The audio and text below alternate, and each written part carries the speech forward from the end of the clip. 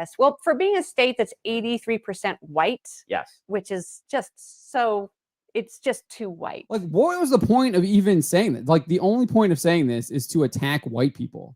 Like, there's nothing wrong with being white. There's nothing wrong with being white and living in Utah.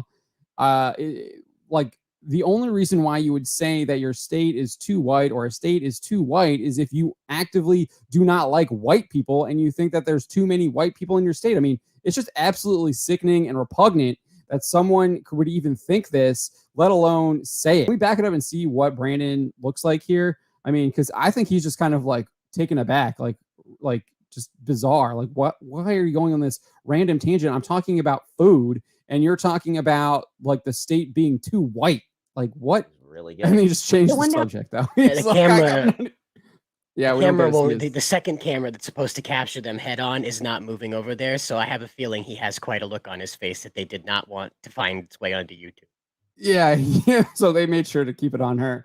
Yep. But yeah, he just completely like doesn't even address it though, and kind of like just changes the subject. I mean, he does say like we're 83%. He's like, yeah, and that's close to it. I looked at the latest U.S. Census Bureau numbers, which we did have the census in 2020, so they're pretty accurate. Obviously, it's 2023 now, so it has been 3 years. There could have been some changes, but I think if we go back to the article, I think it's so she didn't even get her facts right. I think it's closer to like 77% when you exclude white Hispanics.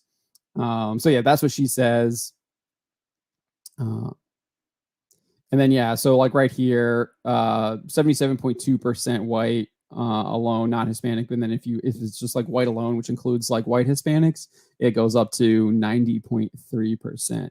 But yeah, I mean that's pretty much the gist of this. But I mean, it's truly sickening that this is kind of like what we're dealing with now. This is the person who's writing young adult fiction for young adults, teenagers, and clearly writing stuff for younger kids with DC and Marvel, and trying to shape young people's minds. As I've kind of been going on this, I think Tolkien points this out, is that since he injects the Catholicism that he grew up with, that is a part of him, into his writing, into Lord of the Rings, into Silmarillion, into The Hobbit.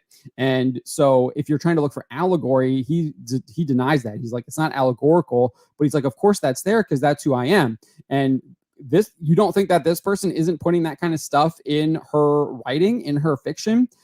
We clearly see, we have so many examples, maybe not of her, because I'm not really super familiar with her work. I haven't read any of this stuff, but we do know that, if we pull up her Twitter, and you do like a Twitter advanced search and you search for white, she does talk about this, how she wants to like change background characters in the original Spider-Man. And she's saying there's too many white people in that film as well.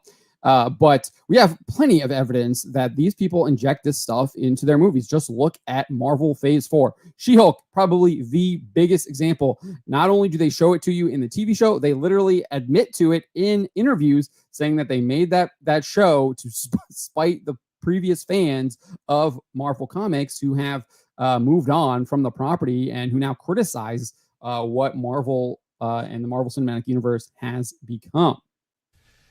Please clap. I was actually there for that when he said that, I think. Wow. Wow.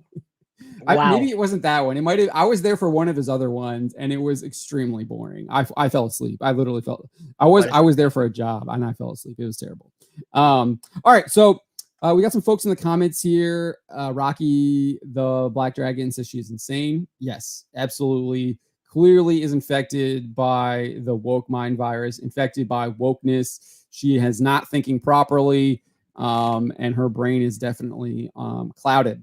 Aurora Noah Zorro says, even if the 90s Squirrel Girl isn't anywhere as badass as Makoto from BlazBlue, isn't as anywhere. So wokeness isn't the only thing killing. Yeah, no, we've talked about this all the time, Zorro.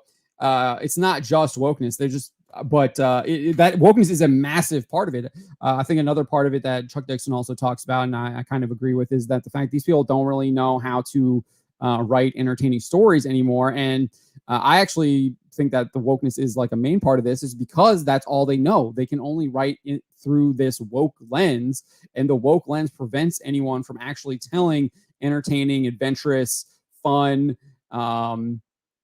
interesting stories that might actually tell morals. Maybe they're just fun adventure stories, sci-fi stories, like you name it. They can't tell these stories and make them entertaining and lasting because of this world vision that they have that doesn't let them kind of get out and do anything outside of that vision. And Buck Sexton was talking about this today. I was listening to that when I was on my way back from Infusion, and man, they really hit the nail on the head today, because like Buck was out somewhere and some 20-year-old kid came in with a Protect Trans Kid shirt on, still wearing a mask. The Don't Cough on Me mask, or I Won't Cough on You mask. In like his studio, or no, like out in public. I forget where Buck said he was, but he was out in public somewhere where it was public seating, and this kid came in with a shirt and the mask on, and he's thinking to himself, it's 2023. You're 20 years old. What are you doing wearing that? What do these two things have to do with each other? And it clicked up to him. It's virtue signaling. It's walking around with a billboard saying, I believe what I'm told. I obey. I am part of the crowd that is on the right side of history. That's what that is. It's a uniform.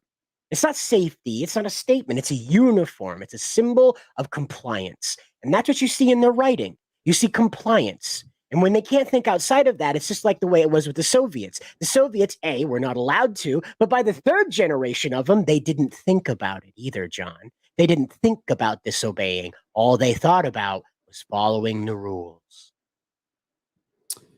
Yeah, I think there's definitely something to that. I mean, these people are telling you what they are, and they're going to enforce it, and they want to like make sure that you know what they are and what you should be doing. I remember there's stories back in like World War II. People were going around and shaming. Maybe it might have been World War I. Can't remember, but anyone who was kind of like opposed to the war was kind of shamed with white lilies. And these women would go around and World War I. These women would go around and basically give people white lilies to mark them as cowards. It's kind of the same thing. It's kind of that scarlet letter, but in reverse, right? It's not to show that this person is cowards. It's to show like, hey, this is what I stand for. This is who I am. And you better get on board just like me. Nobody ever complains that Maine's too white. I never hear that. I live here. It's 97% white. Like it's so white, John, that every store I've ever been in my life only plays country music.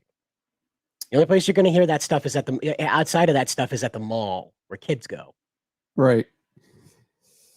Yeah. Nobody ever says Maine's too white. We need to fix that. Nobody ever says that. Why Utah? Why Utah? I think that's because that's where she's from, or that's where she's living if she's not from there. My guess is she's probably not from there, or if she is from there, she's definitely kind of bought hook, line, and sinker into the California and New York values that are trying to infect our country. The new thing. New York City, like the urban New York City and like the like LA values, not because obviously Northern California is very different from like San Diego and San Francisco and LA. Even San Diego is a little bit different because it has the military presence there. When we're writing these stories, though, see, I published one comic, okay, so take what I have to say with a grain of salt, okay. But when we're writing, we need to. It's not that we need to. It's that the best thing we can do is to think forward. What you see today, I think Stan Lee talked about this too. I vaguely remember him mentioning in an interview, don't tie your comics to the current news and politics, because just like that'll fade from the zeitgeist, so too will your story based on it, and then it'll completely be forgotten why it was there. It's why all this woke crap doesn't survive, because it's ripped from the headlines, it's ripped from the hashtags, it's ripped from the party line. And that's why. And as soon as that passes, these stories age like milk in the sun. And so that's why Deadpool 2 sucks. It's why you go back and watch everything after Endgame. Watch everything after Endgame, and it stinks of agenda. It reeks. It is, because it is. Exactly. And so here we are now, right? As an emergent new economy with Comicsgate and Iron Age kind of like double heading the culture. As we write and create, we need to think about the future. 30 years from now, what are the politics that are going to matter? What's the thing that's going to be on the ground? You don't need to think about cloning. You don't need to think about splicing DNA. You don't need to think about giant robots, androids, AI running the world. You need to think about the human condition. And in 30 years, what will be the thing that's connecting now to then? That's what we need to focus on, is making sure that our ideas are pointing toward the future. John, I don't know if you know this or not, but there is no singular unifying view of the future on the right. The left has it. That's why they fight. That's why they go around with causing riots. That's why they go around wearing their shirts that say trans kids' rights, because they have a unifying view of the future. We do not. I'm going to disagree with you there. I mean, obviously, as a Christian, I have a unifying view of the future, and I think there's a lot of Christians that are on the right that have that same unifying view of the future, because we know what the future entails. It entails sacrifice, hardship, persecution. But at the end of the day, we know that Christ's sacrifice on the cross also opened the gates of heaven, and that promise of us having eternal life with Him in heaven. So, I mean. So I'm That's a going to personal disagree with future you too, though. I'm talking about, yeah, it's like, a personal do you future, remember but in it's the also 60s and 70s, we had all these, like, it was in Iron Man 2 when Howard Stark is showing off Stark Expo. We had a vision of the future. It was flying cars, tubes everywhere, things ran on atomic power, and there was hope. Now, that, of course, got outdated over time, but we abandoned the idea as the right about having a unifying vision of the physical future for people rather than the spiritual future. The yeah, well, physical yeah, future. So yeah. I mean, that physical future is also, I think, connected to the spiritual, right? You can't disconnect the two. The soul and the body are connected, um, both created by God. So, um, and I think that you can say that as well, looking at society as a whole. And so I do think that there is that unifying future, that unifying vision. I just don't think there's anyone really outside of maybe Tucker Carlson on a national stage that's kind of sharing it, or what's the word I'm looking for, is kind of like making it clear what it is. So I think that might be more of like kind of what you're talking about there, rather than like you don't have politicians going out and talking about what this vision is, right? You don't have big celebrities talking about this vision. So I think that's kind of more the issue there, is that the people that do have this vision, and there's a lot of us that I think do have this vision, have been kind of, I don't want to say silence, but definitely not given the bigger megaphones that other people have been given, that have kind of contrary viewpoints or visions, such as people you're talking about. And the only thing I'm illustrating is that, like, the right only, our vision of the future has been maligned by the left into a tiny little corner of Blade Runner or Judge Dredd. This is all the right is allowed to have characterize the future that embodies our beliefs. Those are the only two options. Yeah, We by never the get a yes, future I'll where agree with people are that. happy. We never get a future where people are happy. We never get a future where, and living on the right, living right beliefs. We Right, and get that's why Lord of the leftoid Rings, utopias, but we don't get a right where people are living comfortably with order and authority functioning as it should. Sure, crime bubbles up here and there, but we always end up with this overcorrection into a fascist state that embodies all of our worst nightmares, because we just want to live our lives making profit, having children, worshiping God. Somehow we're Judge Dredd for that. Yeah, and I think, I mean, that's why Tolkien's Lord of the Rings is so powerful, because it does have that kind of vision of the future at the end, right?